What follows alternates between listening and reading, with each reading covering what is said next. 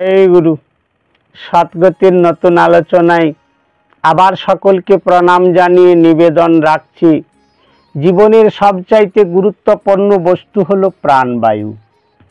সেই প্রাণবায়ুকে নির্মল রাখার জন্য সকলে গাছপালাকে ভালোবাসুন এবং সকলে গাছ লাগান। আজকে আলোচনা করছি ত্যাগী বিভীষণ। এদিকে যুদ্ধ যখন বেঁধে গেছে, মকরাক্ষ যখন যুদ্ধস্থলে চলে গেছেন, রাবণ মনে মনে খুব আনন্দ করছেন যে মকরাক্ষ হয়তো আজকে রাম লক্ষ্মণকে বধ করেই ফিরে আসবেন। এমন সময় ভগ্নদূত এসে বললেন, মহারাজ, রামচন্দ্রের বাণে মকরাক্ষ প্রাণ হারিয়েছেন। রামচন্দ্র বললেন, রাবণ বলে উঠলেন যে রামচন্দ্র এমন বীর যে আমার মকরাক্ষের মতো বীরকেও যে পরাজিত করে দিয়েছে। বলছে, হ্যাঁ মহারাজ, মকরাক্ষ মারা গেছেন। হ্যাঁ, সে কোনো মায়া করেনি? বলছে, করেছিলেন। কি মায়া করেছিল? তিনি চারদিকে গরুর পাল নিয়ে গিয়েছিলেন।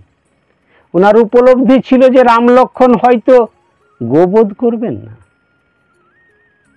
কিন্তু বিভীষণের মন্ত্রণায় একটি বায়ু বাণ মারলেন, আর সেই বায়ুর তাড়নায় সমস্ত গরু যখন ছুটে পালিয়ে গেল, তখন রামচন্দ্র এমন বাণ মারলেন যে বাণের আঘাতে মকরাক্ষ মারা গেল।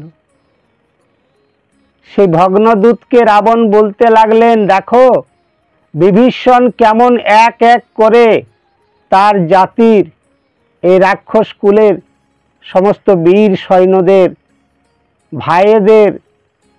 ভাইয়ের ছেলেদের সকলকে উনি মেরে ফেলছেন, আর নিজের ত্যাগীর পরিচয় দিচ্ছে। ভগ্নদূত বলেছিলেন, মহারাজ, এগুলো হয়তো অন্যের ছেলে, সে কারণেই হয়তো উনি সব কথা রাম লক্ষ্মণকে বলে দিচ্ছেন। তাহলে আপনি এক কাজ করুন, বিভীষণের নিজের ছেলে তরণী সেনকে যুদ্ধে পাঠিয়ে দেন। রাবণ তাই করলেন। তরণী সেনকে যুদ্ধে যখন পাঠালেন, তরণী সেনকে দর্শন করে রামচন্দ্র বিভীষণকে জিজ্ঞাসা করেছিলেন, বিভীষণ মিত্রবর, এই আজকের যুদ্ধে যে তরুণ যুবক আসছে, এটি কে লঙ্কার? বিভীষণ বলেছিলেন, হে অযোধ্যার শিরোমণি, হে প্রভু, ইনি হচ্ছেন রাবণের ভ্রাতুষ্পুত্র। রামচন্দ্র বুঝতে পারলেন না।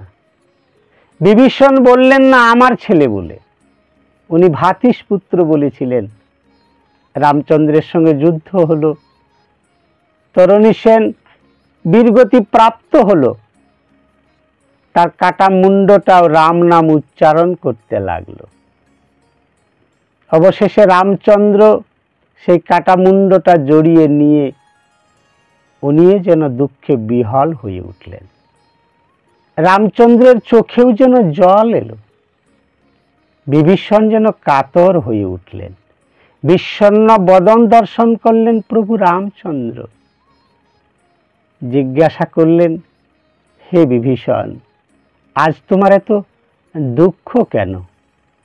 এত বিষাদ কেন তোমার মন? তোমার চোখে মুখে যেন একটা দুঃখের হাবভাব।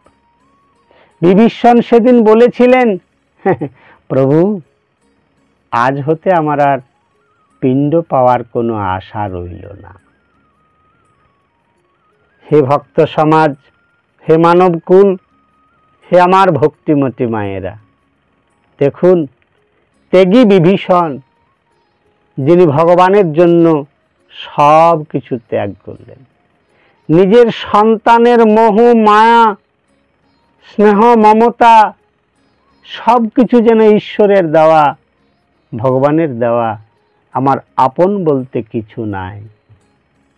এই তরণী সেন আমার সন্তান, কিন্তু তাও যেন ভগবানের দান, ভগবানের সেবক, ভগবানের দূত।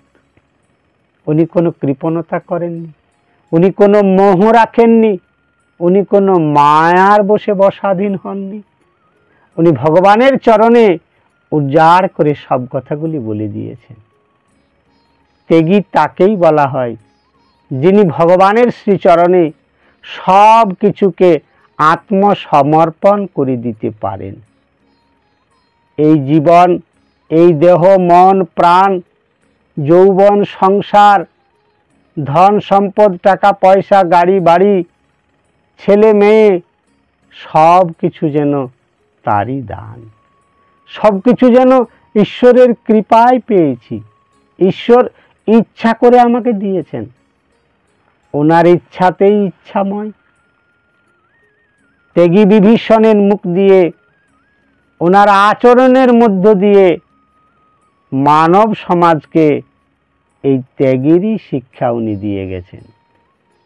তরুণী সেন রামচন্দ্রের বাণে প্রাণ হারালেন, হয়তো দুঃখ পেলেন, কষ্ট পেলেন, কিন্তু কোনো বহিঃপ্রকাশ ঘটালেন না।